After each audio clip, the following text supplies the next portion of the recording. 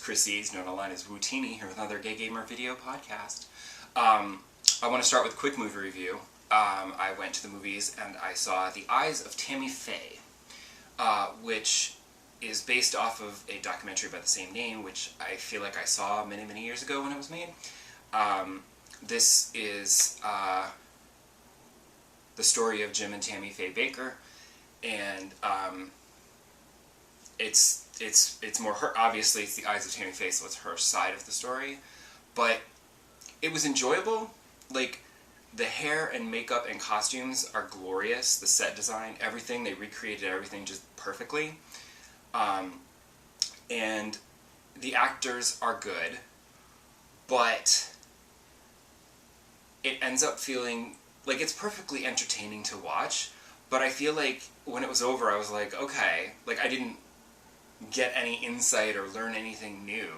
Like there was nothing really that I didn't already know about. And I was hoping that, being a, not a documentary, it's a fictional film about a real event, like maybe they would give a little bit more of Tammy Faye, but I guess they didn't want to ascribe anything that wasn't necessarily true, so they had to stick to the facts. But by sticking to the facts, it's just sort of a, this is what happened. And, you feel bad for her, but I never feel like they let us in, I mean, and Jessica Chastain does a great job, but with what she's given, but it wasn't quite enough for me. But it's still an entertaining film. I don't know if it's worth going to see on the big screen. I only did it because of my A-list. But definitely check it out when it comes on, Amazon, Hulu, Netflix, wherever it ends up. As for games, I am obviously still playing Assassin's Creed Valhalla. Can't stop. And I've been going around just doing all of those random things, like searching out all the little colored dots on the map and finding all the artifacts and the wealth that I can, and any of the world events that I love. I'm not going to be able to do everything 100% because like I've said before, I'm not going to get those platforming things in the Animus glitches. But I remember there was a cairn that I wasn't able to do because it's like super high, and I was like, no, this isn't working. And I might try it again, because I did happen to do one this past week that I was like super proud of, because it had a big vertical stone in it and everything, and I managed to get it to all stand up vertically and everything, and I was like very proud of that one. So maybe I could do the other one. I don't know. But what I've also been doing is, in addition to collecting all the random bits and bobs that are still left out there in this giant game world, I would occasionally run across the zealots, so I would take them out. And then I realized there's a whole bunch of people in the order who I have not assassinated yet. You do assassinate quite a few of them during the course of the game, but there were still quite a few that I was like, wait, I just never took care of them, so let me go and kill these people and kill everyone in the order, because that's something that you should really finish as an assassin in an Assassin's Creed game. You really need to take out every order member. So that's my new goal. Although there's one guy, and now I'm down to just a few, like there's a few zealots left that I haven't run into on the map, and there's one guy who I haven't killed yet. I need to find out who he is, but the clues to his identity are in that section of England that I've not yet gone to, because that's the final arc, and I haven't started that arc quest yet. So I'm like, do I go in there and just try to find that, or do I start the arc quest and then find it while I'm there? Because I'm afraid to start that arc, because then that's the end of the story that the game has for me. But that'll lead me to him, which will lead me to this other head, and then the main guy that I can kill him too. So I don't know. I've been putting off starting that arc because that's going to be the final thing that I play in the game. Although I know there is DLC. I've just never gotten the DLC. I was very tempted to get the ones for Odyssey. I just never did. And it's funny because I always think, oh, well, there's other games that I can play. Maybe, don't just keep playing this one. Like, play something else now, and then maybe when the DLC goes on sale, pick it up and then you can go back to it. And like, that literally never ever happens. Like, I just don't go back. Except for the Horizon Zero Dawn. When they put Horizon Zero Dawn out as the free game, and it included the Frozen Wilds DLC as a free game for PlayStation Plus, I was like, I will download that and I will play the Frozen Wilds. But I never bought it. So, I don't know. But we'll see. I'm just putting off starting that arc because that'll be the end of the game.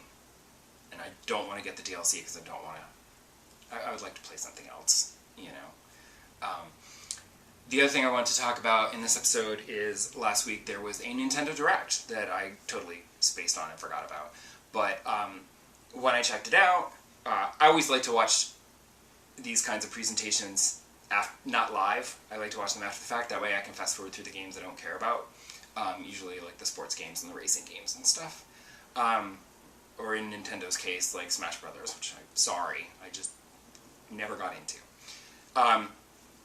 And honestly, there wasn't anything in this Direct that I was super excited about, except for, obviously, the Animal Crossing mention, which basically just teased that they're going to have...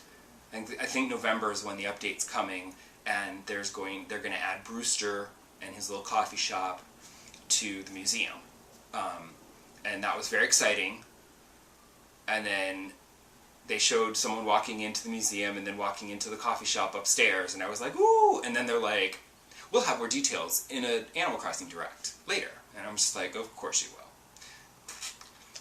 But what I'm hoping is that they're adding more than just Brewster, because they could use some more content. Because it's been like a year and a half now or so, and I've already got like the bug-offs and the fishing tournaments, I don't bother with anymore, because I don't get anything new. I've gotten all the rewards there are to get. And Gulliver and Gullivar, who've washed ashore, I've gotten all of their rewards as well. They've got some color variations that I can still collect, but there's nothing new or exciting that's happening. So I'm like, give me new things. That would be fun, just to keep interest going in the game. I would personally like Shampoodle back, because Shampoodle had the best theme tune in their store. That was the best music in all of Animal Crossing. It's actually my phone's ringtone, but unfortunately I tend to keep my phone on vibrate a lot. But I shouldn't, because then I could hear the Shampoodle tune, which is awesome. But I know they're not going to give us Shampoodle, because this game gave you the ability to change your hair and appearance whenever you want, just by looking in a mirror. So, boo! I wanted Shampoodle. Oh well. The other thing there was one other thing that I found interesting in the Nintendo Direct, which was, they mentioned that they're finally going to bring Nintendo 64 games to the Nintendo Online, in addition to the NES and the SNES. People have always been thinking, where are the N64 games? Well, now we're getting N64 games. Except, of course, it's going to be a special premium tier to your online experience. It's going to cost extra. It probably won't be much. They haven't said when it's going to happen or how much it's going to cost yet. That's coming. They'll have details later. But I can't expect it is very much, because, Nintendo Online's only $20 a year anyway. They're the cheapest. Compared to, Xbox and PlayStation, Nintendo does the cheapest online there is. So, I can't expect it. It's probably going to be another $5, you know? But I don't know if it's really worth it for me, because I don't really play any of the NES or SNES games anyway. Occasionally I'll play some Dr. Mario. But I'm like, do I really need to pay extra so that I have access to N64 games that I'm also probably never going to play? Although, I have to say that I was actually slightly stunned when they added that in addition to the N64 games, you're also going to be able to play a bunch of Sega Genesis games on your Switch. And, my jaw dropped. I was like, what? That felt insane to me, you know? I know that Sega doesn't make consoles anymore, and that you can play Sega games on all the systems, but the idea of having the Switch, playing the Switch and being able to play Super Nintendo games and also Sega Genesis games on the same system at the same time. It's like, I'm like, what world are we living in? Like, 90s me would have been like, what? That's impossible. But here we are. Kumbaya. We all get along. We all play together. Isn't it wonderful? At least in the video game world, not in the real world, but that's still a thing. Anyway, that's it for this episode, and come back next time, and I'll probably still have been playing more Assassin's Creed Valhalla, but I might have seen a movie or two, or I might have something else to talk about. Like, I might talk about my new Fitbit, what I got yesterday, when it wasn't supposed to come till Monday, but I need a chance to really actually try it out first before I can really talk about it. So, I'll probably talk about that next week. Bye!